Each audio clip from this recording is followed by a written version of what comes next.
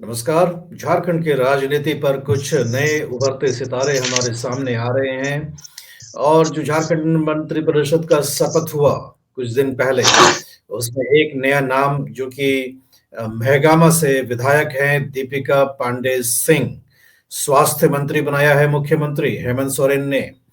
पूरा दारोमदार स्वास्थ्य के ऊपर एक महिला के ऊपर दिया है। कांग्रेस की विधायिका हैं, 6 महीने पहले भी मंत्री बनी थीं और कांग्रेस ने दांव खेला है इस महिला विधायिका के ऊपर। कांग्रेस की तरफ से सिर्फ 4 मंत्री बने हैं, 4 में से एक कांग्रेस ने दीपिका पांडे सिंह को बनाने का किया है। हालांकि राजनीतिक विरासत में मिली है इनको, परिवार से इनका नाता था राजनीतिक, इसलिए ये राजनीति में आई।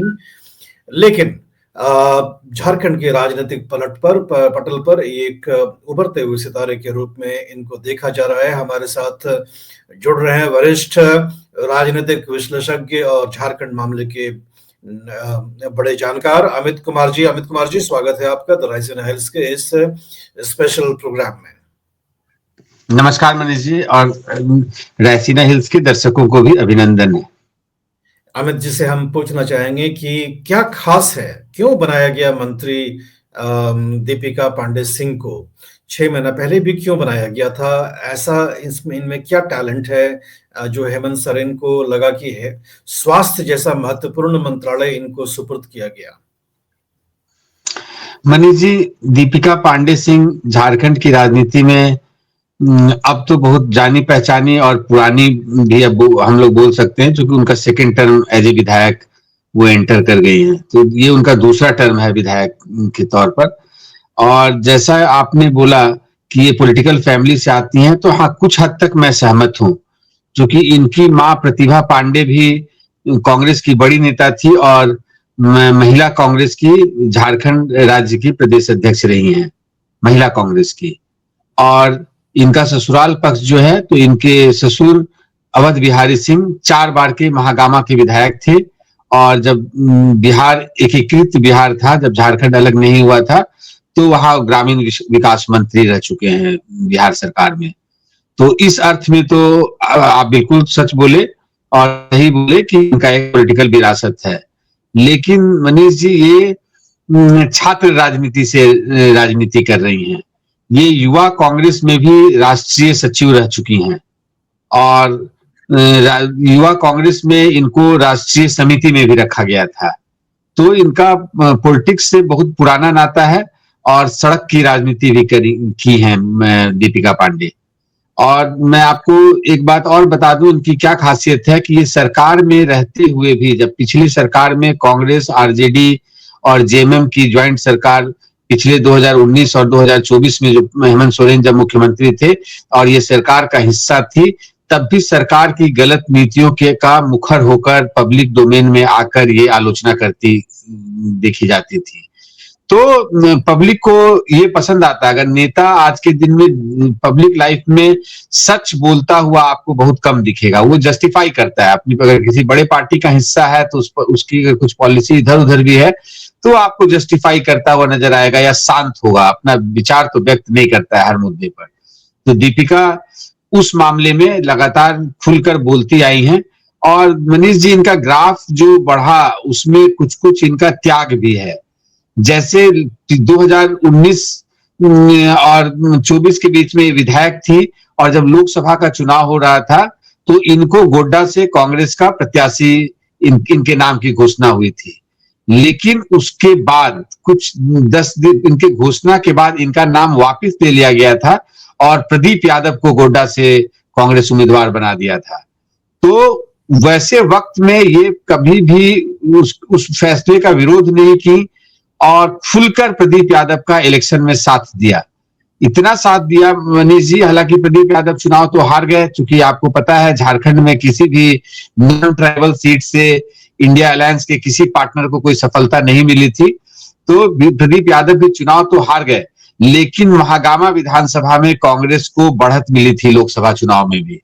तो आप जहां की ये विधायक हैं, तो आप अंदाजा लगा सकते हैं कि इसका मतलब है कि जो राजनीति में होता है कि आप अपने पॉलिटिकल राइवल को काटते हैं या आप डरते हैं कि वो अगर आगे आ जाएंगे तो शायद आपका भविष्य उससे अफेक्ट हो सकता है, नेगेटिवली अफेक्ट हो सकता है। तो इन्होंने पूरा भरपूर साथ दिया था और अपनी विधानसभा में उनको बढ़त दिलाई थी। परिणाम ये हुआ मनीष जी कि लोकसभा चुनाव के बाद जब हेमंत मंत्रिमंडल का विस्तार हो रहा था और उसमें 2 मंत्री को इंडक्ट किया गया था, दोनों कांग्रेस के थे, उसमें दीपिका पांडे सिंह का नाम सबसे ऊपर था और दूसरे मंत्री इरफान अंसारी थे, जो अभी दोनों के दोनों अभी नए मंत्रिमंडल में भी दोबारा दोनों को मौका मिला है, दोनों जीत कर आए हैं। एक जामतारा से जीत कर आए हैं और दीपिका पांडे सिंह महागामा से जीत कर आई है। ये गोड्डा जिले का एक विधानसभा है। दूसरा मनीष जी मैं ये बोलूंगा आपको कि ये ऐसा फर्स्ट टाइम होगा झारखंड के इतिहास में कि एक ही जिले से राज्य का मुख्यमंत्री भी है। बरहेट विधानसभा जो है उसका कुछ हिस्सा गोड्डा जिले में भी लगता है और संजय प्रसाद यादव जो आरजेडी के मंत्री बने हैं वो भी गोड्डा से विधायक हैं और इसी जिले से आते हैं। तो पहला बार राज्य में ऐसा होगा कि 3 मंत्री, एक मुख्यमंत्री और 2 मंत्री गोड्डा जिले से होगा। तो गोड्डा जिले और आसपास के इलाके के लिए वहां की जनता इसको बहुत अच्छे पॉजिटिव मूव में ले रही है। उनको वो मान रही है कि उनका विकास अब राज्य के बाकी जगहों से ज्यादा होगा और उनके साथ वो इसे गर्व का विषय मान रहे हैं। मनीष जी, बड़ी बात आपने बताई कि महगामा विधानसभा पर लोकसभा चुनाव में बढ़त कांग्रेस को दिलाया था और ये श्रेय जाना चाहिए दीपिका पांडे सिंह को, क्योंकि उनका टिकट काटा गया था। क्षुब्ध हो सकती थी, लेकिन जब हमने रिसर्च के दौरान देखा कि राहुल गांधी से बड़ी करीब हैं, इनके घर पर कांग्रेस के पूर्व के अध्यक्ष और विपक्ष के नेता लोकसभा में राहुल गांधी भी गए थे चुनाव प्रचार में, और कहीं ना कहीं राहुल गांधी की जो पूरे देश भर में जो टीम है उसमें उनको एक सदस्य के रूप में देखा जाता है, दीपिका पांडे सिंह को। और निश्चित रूप से आपने जो बताया कि एक मुख्यमंत्री के अलावा 2 मंत्री भी गोड्डा इलाके से आते हैं और साथ में ही बीजेपी के हम कहें एक झारखंड से जाने माने चेहरा जो निशिकांत दुबे हैं वो भी गोड्डा से ही आते हैं। तो इस तरह से इस इलाके से कुछ बड़े दमदार राजनीतिक शख्सियत जो हैं वो प्रतिनिधित्व दे रहे हैं इस जिले का। तो उम्मीद करते हैं कि इस जिले का विकास भी उसी गति से होगा। ऐसा हम बता दें आपको कि गोड्डा जिला में कोयले की खान भी है, जहाँ की जिंदल पावर प्लांट भी लगा है। उसी पावर प्लांट से जो बिजली निकलती है वो बांग्लादेश को दी जाती है और उसका नाम भी जिंदल पावर प्लांट गोड्डा है। और ये माइंस एंड मिनरल से पूरा काफी ज्यादा है। और बगल से लगा हुआ एक लोकसभा का सीट बांका है जो कि बिहार में आता है। तो बांका जो है वो बॉर्डर है झारखंड और बिहार का, और वहीं से दिग्विजय सिंह सांसद हुआ करते थे। और दिग्विजय सिंह के बारे में कहा जाता है कि उन्होंने इतना विकास किया, भरपूर विकास किया अपने इलाके का, कि आज भी लोग बड़े गर्व से उनको याद किया करते हैं। उनकी मृत्यु हो चुकी है कम उम्र में, लेकिन लोग उनके किए हुए विकास को आज भी याद करते हैं। बनाए हुए नहरों का, सड़कों का, इरिगेशन का, पूरे इलाकों का एक तरह से कहें तो काया पलट दिग्विजय सिंह ने अकेले कर दिया था। तो ऐसे में अब अमित जी बता रहे हैं कि 3 भागीदारी है, 3 लोगों की भागीदारी है झारखंड के मंत्री परिषद में सिर्फ, और बीजेपी के एक बड़ बोले सांसद भी वहां से आते हैं जिनका कि एक्सेस हम कह सकते हैं कि सारे केंद्रीय मंत्रियों के पास भी रहता है। तो ऐसे में दीपिका पांडे सिंह से हम क्या उम्मीद कर सकते हैं अमित जी कि आने वाले 10 साल में उनकी राजनीति कैसे होगी? और चूंकि कांग्रेस एक अच्छी पार्टी मानी जाती है जिनका कि झारखंड में बचा हुआ कुछ बेस है, तो ऐसे में उनके तरफ से आपकी क्या उम्मीदें हैं? मनीष जी देखिए, कांग्रेस के रिवाइवल में मैं दीपिका पांडे सिंह का एक बहुत बड़ा रोल देख रहा हूं पीछे से। अगर आप 2014 से अगर लेंगे तो 2014 में मोदी जी बहुत भारी बहुमत से आए थे और झारखंड में भी बीजेपी को अप्रत्याशित सफलता मिली थी। जैसा मुझे याद है 12 सीट बीजेपी के खाते में गया था अपने अलायंस पार्टनर के साथ मिलकर। तो उसके बाद 2014 में झारखंड में भी डबल इंजन की सरकार थी। रघुवर दास राज्य में मुख्यमंत्री चुनकर आए थे 6 महीने, मोदी जी के 6 महीने के बाद ही झारखंड में भी रघुवर दास की सरकार बनी थी। तो उसके बाद कांग्रेस गोड्डा में अपने पार्टी का को स्ट्रेंथन करने के लिए, बेस बनाने के लिए इनको गोड्डा जिले का डिस्ट्रिक्ट प्रेसिडेंट कांग्रेस का बना दिया गया था। और 5 साल के बाद परिणाम आपके सामने है, जब ये खुद महागामा से जीत कर आई और विधानसभा में पहला बार दस्तक दिया इन्होंने। और फर्स्ट टर्म में ही, हालांकि 4.5 साल बीत जाने के बाद, जब हेमंत सरकार में हेमंत जेल जाने के बाद जब दोबारा आए तो इंडक्ट किया गया। ठीक है, 6 महीना ही मिला, लेकिन फर्स्ट टर्म के बाद ही इनको इनका परिश्रम का परिणाम मिला। और आप मालूम है आपको कि जब गठबंधन की सरकार होती है, जैसे एक ब्लॉक है, तो कांग्रेस को अपने विधायकों में अपने नेता का चुनाव खुद करना होता है। तो जैसे अभी भी 16 विधायक जीत कर आए हैं झारखंड में, तो 16 में 4 का चुनाव करना था, और 4 के चुनाव में आना, फिर उसके बाद उसमें एक अच्छा मंत्रालय मिलना। तो आपको ये भी ध्यान होगा कि जमशेदपुर पश्चिम से बन्ना गुप्ता पिछली सरकार में कांग्रेस के तरफ से मंत्री हुआ करते थे हेमंत सोरेन सरकार में, और उनके पास स्वास्थ्य जैसा महत्वपूर्ण विभाग था। जब कोरोना काल में आप मान सकते हो कि सरकार का जब अन्य विभाग और अन्य मंत्रालय कुछ काम नहीं कर रहा था, तो उस समय भी स्वास्थ्य मंत्रालय पर एक बहुत बड़ी जिम्मेवारी थी। अब जब बन्ना गुप्ता जब चुनाव हार गए, तो इतना बड़ा मंत्रालय का प्रभार कांग्रेस ने तय किया कि वो दीपिका पांडे सिंह को देगा। तो और उनको वो वाला प्रभार मिला। पहले टर्म में इनको कृषि, पशुपालन और सहकारिता जैसा विभाग मिला था। तो चूंकि झारखंड राज्य में कृषि, आप बोल सकते हैं कि उतना, जैसे बिहार में कृषि विभाग बहुत इंपॉर्टेंट है, माफ कीजिएगा, तो झारखंड में कृषि को मैं थोड़ा कम मानता हूं, चूंकि वहां माइंस, मिनरल्स, इंडस्ट्री, इस तरह का काम ज्यादा है। वहां खेती पर डिपेंडेंसी कम है, और कृषि में भी सब्जी, वेजिटेबल्स का ज्यादा, रांची और आसपास के इलाकों में आप देखिएगा तो उसके लिए रांची जाना जाता है कि आप किसी अलग से कोई उस तरह का प्रोडक्ट के लिए, एग्रो प्रोडक्ट के लिए भारत झारखंड को नहीं जानता है। तो अब एक और ज्यादा महत्वपूर्ण विभाग इनको मिला, तो इसको आप प्रमोशन मानिए। और जबकि रामेश्वर उरांव जैसे सीनियर वरिष्ठ विधायक बनकर आए हों और उनको मौका नहीं मिला, तो मैं मानता हूं कि कांग्रेस पार्टी भी मान रही है कि आने वाले समय में दीपिका पादुकोण उसके लिए, सॉरी, दीपिका पांडे सिंह आने वाले समय में कांग्रेस के लिए एक उभरती हुई नेता और उसको नेतृत्व दे सकती है। मनीष जी, मैं समझता हूं कि आपने बिल्कुल सही कहा है, क्योंकि कांग्रेस के पूर्व के अध्यक्ष राहुल गांधी के का एक, हम कह सकते हैं कि एक विस्तृत टीम है। और चूंकि जब कांग्रेस के महासचिव राहुल गांधी जब थे, तब जो इंडियन यूथ कांग्रेस है, जो युवा कांग्रेस है, उसकी जिम्मेदारी राहुल गांधी के पास ही थी। और जब उसकी जिम्मेदारी राहुल गांधी के पास थी, तब उस समय उन्होंने कई सारे युवाओं को मौका दिया था, ग्रूम किया था, हम कह सकते हैं, जिसमें कि अशोक तंवर उस समय के अध्यक्ष हुआ करते थे युवा कांग्रेस के। और अमित जी बता रहे हैं कि दीपिका पांडे सिंह भी राष्ट्रीय सचिव के रूप में काम कर चुकी हैं। तो कहीं ना कहीं टीम राहुल गांधी के सदस्य के रूप में ही हम मानेंगे दीपिका पांडे सिंह को।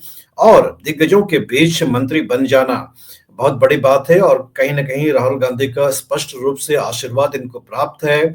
और ऐसे में दरकार निश्चित रूप से ऐसा लगता है कि आने वाले समय में कांग्रेस को अपनी अगर वहां पर बेस बढ़ानी है, तो दीपिका पांडे सिंह जैसे नेत्रियों और नेताओं के ऊपर दांव लगाना ही पड़ेगा।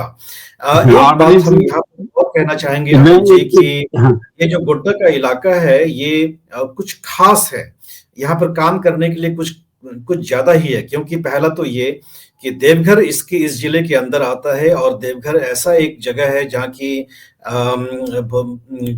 बाबा धाम है। वहां पर शिव जी का प्राचीन कालीन एक मंदिर है, जिसके लिए कि कई देशों से लोग आते हैं श्रावण के मौसम में, लाखों की संख्या में सुल्तानगंज से जल उठाते हैं, गंगा जल, और पैदल जाते हैं।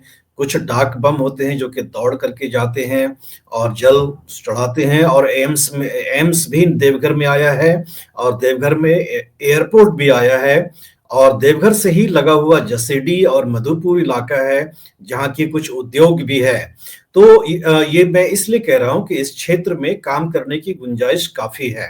और चूँकि कनेक्टिविटी का इश्यू सॉल्व हो चुका है, गोड्डा का दिल्ली से ट्रेन सर्विसेज़ भी काफ़ी डायरेक्ट हो चुके हैं और रेलवे का आवाजाही भी बढ़ चुका है, तो ऐसे में काम करने की गुंजाइश काफ़ी ज़्यादा है।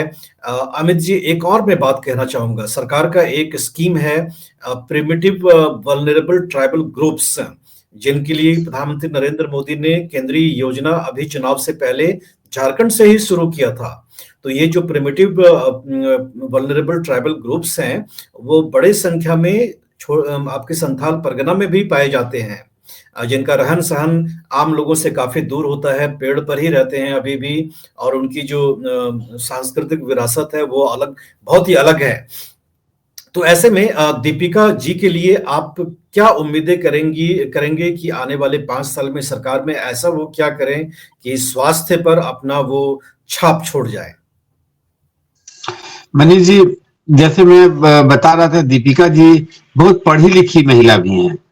अगर इनका पुराना बैकग्राउंड अगर आप देखिएगा तो ये रांची में, इनका जन्म तो रांची में हुआ। ये सेंट जेवियर्स कॉलेज से बीएससी बायोलॉजी बीएससी की हुई है, और उसके बाद ये एमबीए भी किया है एक्सआईएसएस रांची से, और फिर लॉ की डिग्री भी है इनके पास जमशेदपुर कोऑपरेटिव कॉलेज से। तो बहुत पढ़ी लिखी महिला है। और राजनीति में आज के दिन अगर आप ग्राउंड पर काम किए हों और युवा जीवन से आप पॉलिटिकल लाइफ में आ गए, और उसके बाद भी जैसा आप बोले कि अगर सेकंड जनरेशन है या उनके ऊपर उन्होंने नजदीक से राजनीति को देखा है, उसके बाद भी अगर पढ़ी लिखी हैं और फिर इतना बड़ा एक्सपोजर इस उम्र में उनको मिल रहा है, और खास करके कांग्रेस जैसे पार्टी जिसका आप देखेंगे पूरे देश भर में अच्छा लीडरशिप ढूंढना, अच्छे लोगों को आज के दिन में अपने पार्टी में बनाए रखना उस पार्टी के लिए बहुत बड़ी चुनौती है। और ऐसा कांग्रेस के लिए मैं बोलूंगा कि अभी भी विपरीत समय चल रहा है कंट्री में। तो ऐसे समय में उस पार्टी में आकर इतना अच्छा परफॉर्म करना, बार बार जनता का विश्वास जीतना, और इस बार मनीष जी एंटी इनकम्बेंसी, जब सिटिंग विधायक होता है तो उसके साथ एंटी इनकम्बेंसी भी लगा हुआ होता है, और पिछली बार के तुलना में इनको वोट भी ज्यादा आया और इनका मार्जिन भी बढ़ा। तो ये सब चीज बताता है मनीष जी कि ये जनता से इनका कनेक्ट अच्छा है।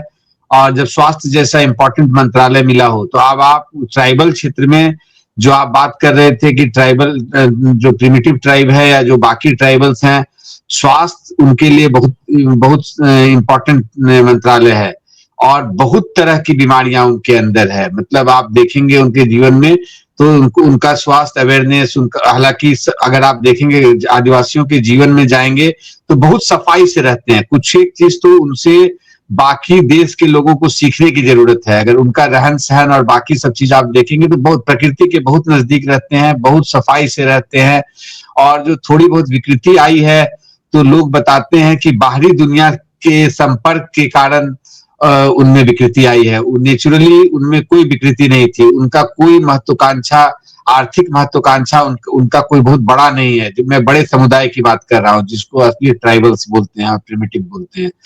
तो स्वास्थ्य के माध्यम से इन जनजातियों का जीवन लंबा हो, बीमारी रहित हो, और बीमार हो तो अच्छा स्वास्थ्य सेवा मिले। अक्सर हम लोग न्यूज में देखते हैं कि सुदूर गांव के लोगों को शहर के हॉस्पिटल में ले जाने में कितनी परेशानी होती है, और वो नेगेटिव न्यूज पूरे नेशनली नहीं इंटरनेशनली लोग, भारत को अभी भी तीसरा वर्ल्ड बताने वाले लोग जो हैं, उन सब स्टोरी का सहारा लेते हैं। और कहीं ना कहीं झारखंड में जो कन्वर्सन बढ़ा है या क्रिश्चियनिटी बढ़ी है, तो उसके पीछे मिशनरी जो है स्वास्थ्य को भी, एजुकेशन और स्वास्थ्य दो चीज का उनका फोकस है।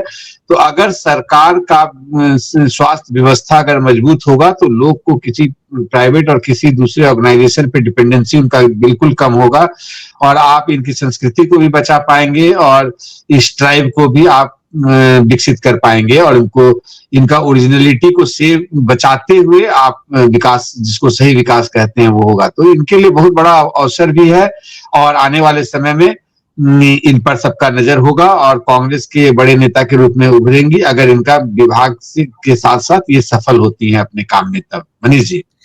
दीपिका पांडे सिंह महागामा के दूसरी बार की विधायक, बड़े मार्जिन से जीती हैं दूसरी बार, वोट भी ज्यादा पाए हैं, लोगों का विश्वास भी बढ़ाने में कायम हुई हैं और हेमंत सोरेन मंत्रिपरिषद में दूसरी बार मंत्री बनी हैं। पहले कृषि मंत्रालय देख चुकी हैं, अब स्वास्थ्य मंत्रालय देखेंगी कि किसी भी राज्य में स्वास्थ्य का जो मंत्रालय होता है बहुत ही महत्व का मंत्रालय होता है, क्योंकि बहुत बड़ी आबादी सरकारी स्वास्थ्य व्यवस्था पर निर्भर करती है और ऐसे में उम्मीद करेंगी सरकार और उम्मीद होगी दीपिका पांडे सिंह से कि अपनी जिम्मेदारी पर वो खरी उतरें और झारखंड के स्वास्थ्य व्यवस्था पर गुणात्मक परिवर्तन वो लेकर के अगले 5 साल में आए।